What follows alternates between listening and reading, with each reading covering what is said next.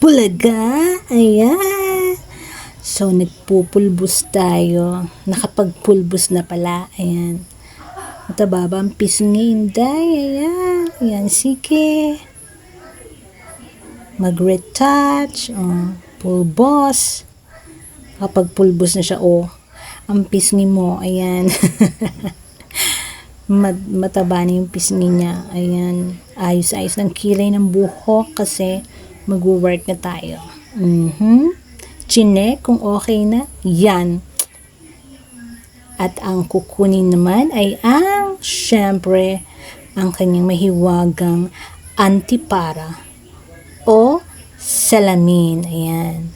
Para malinaw ang tingin sa mga documents. Ayan. So, kailangan pong nasa. Sige. Punas lang ng punas, Inday. Ayan. Malinaw na daw. Ay, isuot na. Yan. Diba? Mala-ready na si Inday. Ayan.